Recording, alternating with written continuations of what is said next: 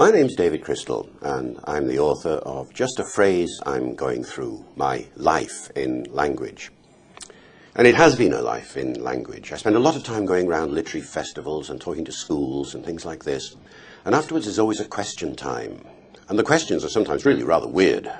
I remember once, for example, at a sixth form college, a lad asks me a question afterwards. Does linguistics get you the girls, he asks me. And then another one says, how did you get your beard? And then rather more sensibly, people ask questions about, how is it that you became a linguist? Why did you become a linguist? How does one become a linguist? What do you do when you become a linguist? And that's where the idea for this book came from, to tell that sort of story. It all started for me, of course, in a bilingual environment. That's one of the reasons why you become a linguist, I think. You face these two languages very early on in life. And then I switched to Liverpool very early on and found a very different language situation there, different dialects forcing themselves onto me, becoming a Scouser. And then, of course, into university and beyond, various other language experiences there.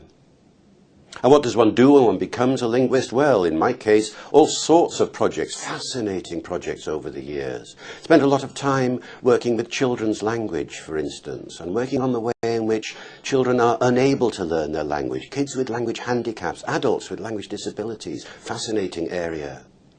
And then at another time, facing up to the crisis that half the languages of the world are dying at the moment, endangered languages all over the place. What does one do with those?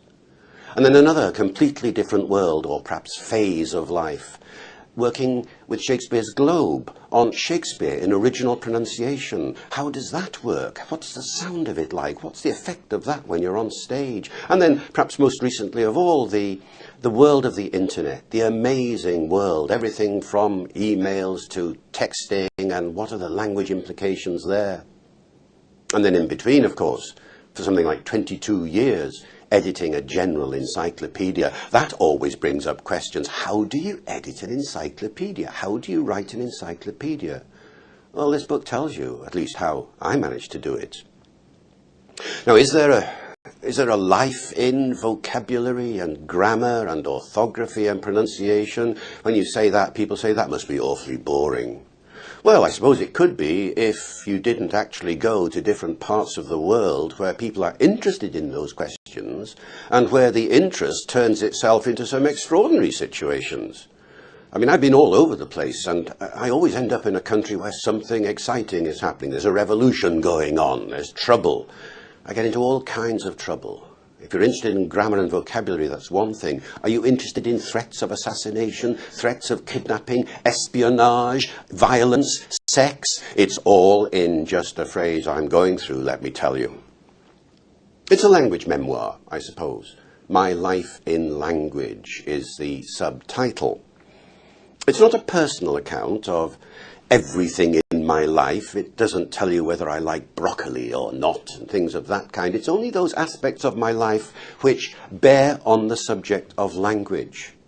But it's brought some surprises. If it hadn't been for linguistics, I would never have found my father, for instance. Now that's a cliffhanger. How did that happen? And then, although it's basically about language, I do have to remember my sixth form questioners. So you will learn in this book whether linguistics gets you the girls, and you will learn where my beard came from.